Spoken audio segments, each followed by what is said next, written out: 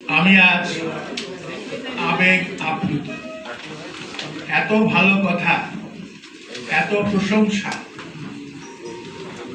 আপন মানুষের মতো এত সব চমৎকার উক্তি যারা করেছেন তাদের কাছে আমি কৃতজ্ঞতা প্রকাশ করে তাদের স্নেহ এবং ভালোবাসাকে আমি ছোট করতে চাই।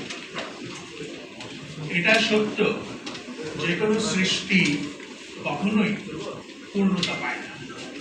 সেই সৃষ্টিকে আবার নতুন নতুন করে সৃষ্টি করতে হবে। আমার এই যে আত্মজীবনীমূলক লেখা, লেখা একটা কালের একটা সময়ের প্রতিবিম্ব হিসেবে কাজ করেছে, কিন্তু তার অর্থ এই নয় যে আমি সব কিছু ধারণ করতে সক্ষম হয়েছি।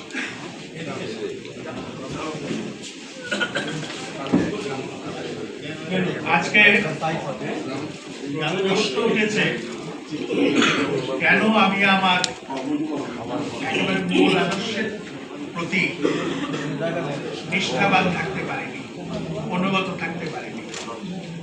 আমি আজও বলি যে এখন যখন রাজনৈতিক বিশ্লেষণ করি, সমাজের বিশ্লেষণ করি, তখনও কিন্তু আমি মার্কসের কাছে যাই এবং এটাও বলি যারা পুঁজিবাদে বিশ্বাস করে, পুঁজিবাদকে রক্ষা করতে চান, তাদের জন্য কার্ল মার্কস অত্যন্ত প্রয়োজন। 2004 সালে ইকোনমিক্স পত্রিকা মার্কসের উপরে, ইকোনমিক্স পত্রিকা সম্পর্কে আপনারা জানেন, একটা চরম দক্ষিণপন্থী পত্রিকা, পুঁজিবাদী জগৎ। এই পত্রিকায় মার্কস সম্পর্কে লেখা হয়েছিল যে সোভিয়েত ইউনিয়নের পতন হয়েছে, পূর্ব ইউরোপের পতন হয়েছে, কিন্তু মার্ক্সবাদ অপ্রয়োজনীয় কিংবা অপ্রাসঙ্গিক হয়ে যায় না। তারা বলেছে, সেই ইকোনমিক্স বলেছে যে don't throw the baby with the bath water, অর্থাৎ বাচ্চাকে গোসল করাতে গিয়ে যে ময়লা পানি তৈরি হয় সেটা তো ফেলেই দিতে হয়, কিন্তু সেটা ফেলে দিতে গিয়ে বাচ্চাটাকে ছড়ে দেয়, তাকে পরিত্যাগ। আজকে পুঁজিবাদের যে সংকট, সেই সংকটে এখনো মার্কস অত্যন্ত প্রাসঙ্গিক। মার্কস কিন্তু বহু আগে তার জীবদ্দশায় বিশ্বে গ্লোবালাইজেশন হবে এটা বলে গিয়েছিল, এবং আজকে আমরা দেখছি সেটা বাস্তবে হয়েছে। এবং তিনি এটাও বলেছিলেন যারা একদিকে গ্লোবালাইজেশনের উদ্যোক্তা, তারা নিজেরাই আবার এর অগ্রগতির পথে বিরাট বাধা সৃষ্টি করবে এবং সেটাকে তারা আবার ঠেকিয়ে দেওয়ার চেষ্টা করবে। আজকে তাই হচ্ছে। ওয়াশিংটন কনসেনসাসের পর 1980 সালের পর সারা পৃথিবীতে লিবারালাইজেশনের যে ঢেউ উঠেছিল, সেই ঢেউকে মার্কিন যুক্তরাষ্ট্র এখন প্রতিহত করছে।